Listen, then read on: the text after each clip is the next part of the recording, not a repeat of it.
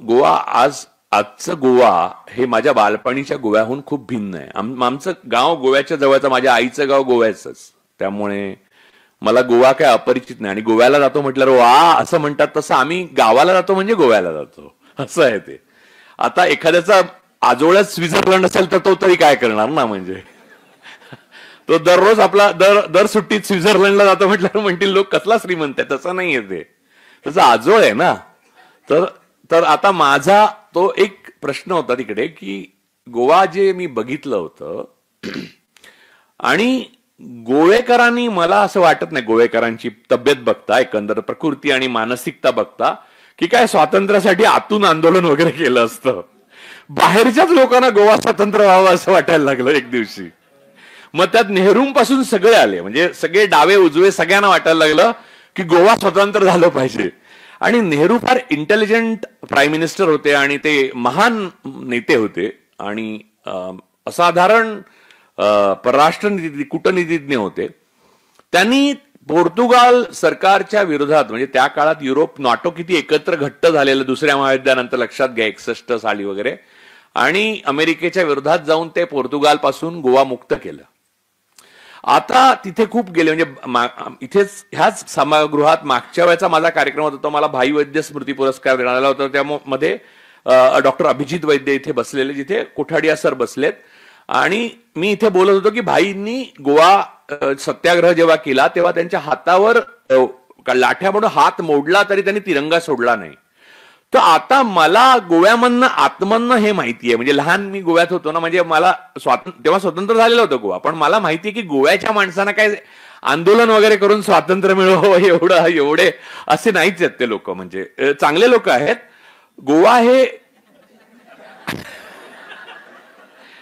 गोवा हे बाहेरच्या लोकांनी स्वतंत्र केलंय जबरदस्तीने.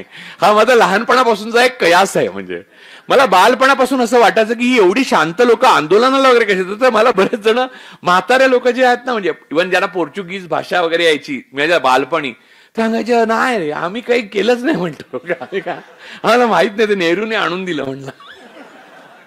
आणि मग भारताचे रणगाडे घुसले गोव्यात आणि वगैरे ते अशा चित्रफिती वगैरे जुन्या ब्लॅक अँड व्हाईट बघितल्या आणि गोवा स्वतंत्र झाला आणि भारताचा तिरंगा डौलाने फडकू लागला वगैरे.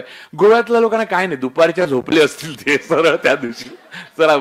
तर मूळ मुद्दा हा आहे, आज जे गोवा मी बघतो ना आपण, म्हणजे स्वातंत्र्य मिळाल्यावर साधारणपणे आपल्या भारत देशामध्ये आपण गोव्याला सामील करून घेतला, त्याच्यानंतर ते भरभराटीला येऊन अजून हिरवगार आणि अत्यंत भौगोलिक दृष्ट्या समृद्ध असलेला देश अधिक सुंदर आणि सुखावा व्हायला पाहिजे होता.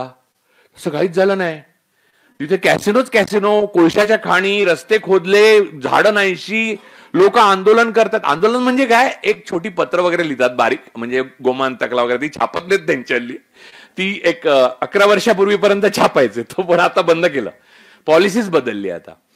तर ह्या सगळ्या बाबीवर मी असं म्हटलं की पोर्चुगीज होते, त्यांनी इथल्या लोकांना बाटवलं, हा सगळ्यात प्रमुख आरोप होता अनेकांना, म्हणजे ख्रिश्चन केलं. तर बाटवण्याची पद्धत कुठची, ते आमची आई नेहमी सांगायची, ते विहिरीत पाव टाकतात.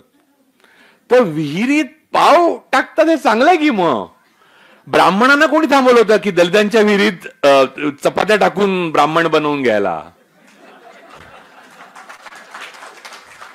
असं मी बोलल्यावर गोव्यातल्या लोकांच्या भावना दुखावल्या. म्हणजे गोवा किती जागृत झालं बघा.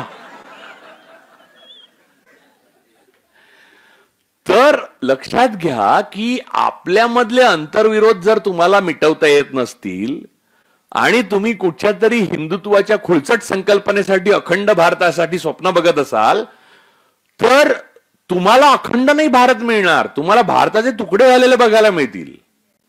ही भीती आहे मला, कारण आहे तोच भारत अखंड आहे.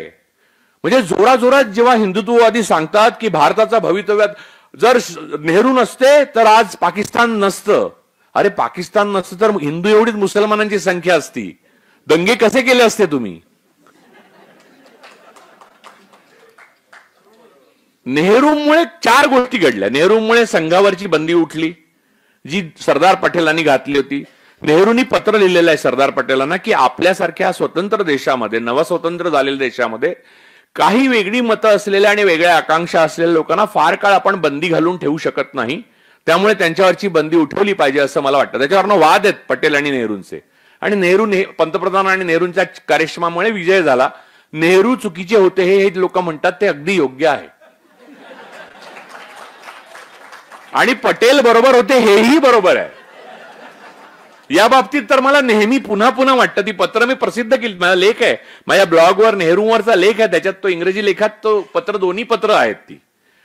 तर मूळ मुद्दा हा आहे की या प्रकारची विचारसरणी जी आपण लॉजिकली विचार केला तर नेहरूमुळे जेवढा काश्मीर भारतात आलाय तेवढा आलाय. हा धार्मिक मुद्दा नाहीये, हा पॉलिटिकल मुद्दे आहेत सगळे. धार्मिक मुद्द्यांवर जेव्हा राजकारण उभं राहतं, जे आज राहिलेलं आहे, हिंदुत्व आणि हिंदुइझम म्हणजे एक हिंदवीवाद असं मी ज्याला म्हणीन, तो वेगळा. हिंदवीवाद म्हणजे एकंदरीत हिंदू आणि म्हणजे ब्राह्मण आणि इतर जाती मिळून जे लोक आहेत सर्व आपण, आणि आपल्या बरोबर असलेले सर्व इतर धर्मीय आहेत, ते हिंदवी आहे. त्यामुळे हिंदवी स्वराज्य व्हावे तर ते हे असे व्हावे. हिंदुत्व नावाची जी संकल्पना आहे ती राष्ट्र या संकल्पनेच्या विपरीत आहे. आणि ती विपरीत अशासाठी आहे की ती मूलभूतच म्हणजे माझा व्यक्तिगत राग असल्यामुळे ती विरोधित झालेली नाही आहे. लक्षात घ्या, 2+2 = 4 असं राजू परुळेकर म्हणाले, असं लिहून खाली दुसऱ्या दिवशी मला जर डिफॅमेशनची नोटीस येत असेल तर बरोबर आहे ती नोटीस, पण उत्तर मी एवढंच लिहिणार की मग मी काय लिहू, 5 लिहू का 3 लिहू, तुमची माफी मागू का? तर माफी मागण्याची एक मोठी परंपरा आहे, पण ती दुसऱ्या बाजूला आहे. तर मूळ मुद्दा हा आहे की या प्रकारचं जे धर्मावरचं राजकारण आहे ते भारत या संकल्पनेला मारक का आहे याचा आपण विचार केला पाहिजे. पहिली गोष्ट म्हणजे आपल्याला भारतापुरता जर विचार केला, मी इतर देशांचे पण तर त्याच्यात एवढे पॅराडॉक्स आहेत हिंदुत्व या संकल्पनेशी, ते मी आता मांडतो. एक, ही हिंदुत्व संकल्पनेच्या संघटना उभ्या करणं, त्यांचे मोर्चे काढणं, त्यांचे मार्च करणं, नंतर त्यांचे खेळ आणि इतर वगैरे शिक्षण असं काहीतरी नाव देऊन त्याला गणवेश पट्टे, शस्त्र पूजा वगैरे सगळं सुरू करणं, हे सगळं कोणाकडनं आलं तर डॉक्टर मुंजेने हिटलर आणि मुसोलिनीकडनं घेतलं. हिटलर हा मूलतः यहुदी विरोधी आणि त्याने ज्यूंचं जेनोसाइड केलं त्यासाठी प्रसिद्ध आहे. काळा इतिहास त्याचा एक आहे. आता या मुंजेने उभं केलेल्या अर्भकालात जे तारुण्य आणि सळसळ निर्माण झाली आणि ताकद आली ती त्यांनी यहुद्यांकडनं घेतली आहे, म्हणजे इस्रायलकडनं. म्हणजे मी नाना पालकरांचं लहानपणी आम्ही पुस्तक वाचायचो आणि मला पण खूप मजा वाटायची, छळाकडून इस्रायल, छळाकडून बळाकडे. तर असं समजू नका की मी लहानपणी वाचलेलं नाहीये. मीही लहान होतो आणि मीही वाचलेलं आहे.